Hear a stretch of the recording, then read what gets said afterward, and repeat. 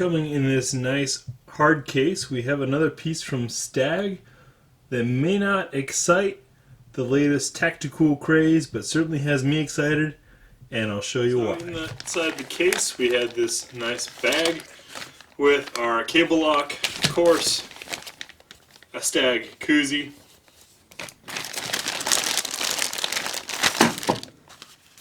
sticker, and owner's manual, and the catalog for last year's models. Can't blame them for that. Take a look at the owner's manual. Good clear pictures describing all the functions of an AR. Well, even disassembly to a proper amount. This is something I'd be comfortable giving someone who had never owned an AR before. And a 20-round magazine. Oh no, it's made out of metal instead of cool plastic, and it holds 20 instead of 30 rounds. And it's got a tilting follower. Reason being is, this is Stag's Model 4, an M16A3 tribute rifle, which vets like me appreciate. We got our classic basic style buttstock. Now, granted, this is in much better condition than any stock I was ever given in the Army. Even has a little trap door in the back that is awkward to get into, authentic to the way things were. And the sling swivel, standard grip, standard controls, a removable carrying handle, which is what the M16A3s had. It's pretty much the only notable physical exterior difference between the A3 and A2. The classic round handguards with a heat shield in there, which is nice and authentic. The original front sight post, sling swivel, bayonet lug, and the A2 style flash hider. Now this is a heavy barrel 1 in 9 twist, so that is a slight improvement. You could say this is maybe a little closer to some of the match rifles that we had back then. Really neat thing to have for a veteran like myself. This really brings back some memories.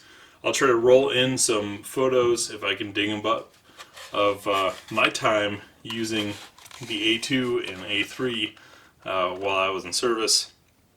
So, big props to Stag for faithfully reproducing that standard rifle. We'll take a look at the insides after I separate. Starting with the lower. And separating the upper and lower was done off camera because unlike the beat up old Colts I had in the Army, the Stag has incredibly tight upper to lower fit, which is excellent. Very nice bluing done there. Looks like a standard buffer.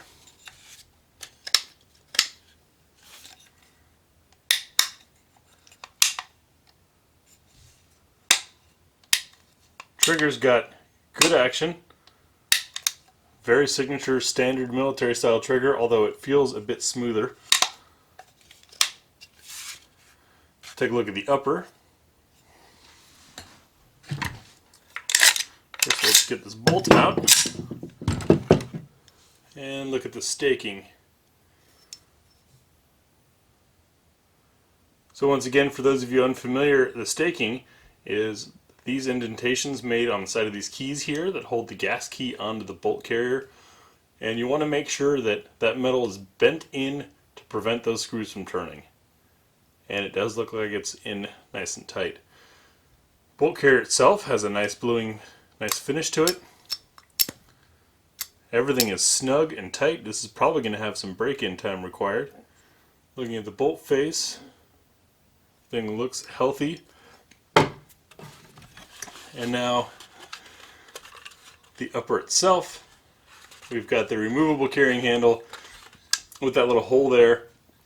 If you didn't know, and I'll try to throw in a picture, on the old A2s, that hole was what we used to mount optics. And when I went to Afghanistan, used a Leupold Mark IV, one of their very early ones. It mounted to that hole and then had a clear channel through it so I could still use my iron sights if need be. It also meant that the cheek weld was absurdly high, but that's what we did. And we've got 6/3, which is our indicator. This is how you adjust for range. Very easy. You just turn it to however many meters it is after zeroing it. Very simple to use. You can get the feed ramps in there. Kind of difficult to do. Hand guard. Come off. Standard way. Yep, we've got our heat shield, aluminum heat shield, on both top and bottom. And that is a nice thick heavy barrel. This will probably prove to be a very accurate rifle. We'll get it out to the range and take a look. And I'm curious, to you the viewers, does a rifle like this have any interest to you? Is it because, and if so, is it because you served and you want to sort of have a memoir rifle like this?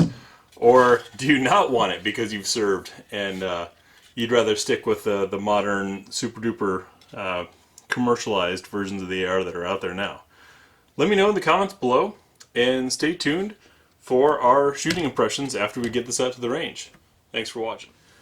Thanks for watching GBGuns, and if you watched this far, you appreciate our format and what we're doing, or maybe you're waiting to make that really angry comment.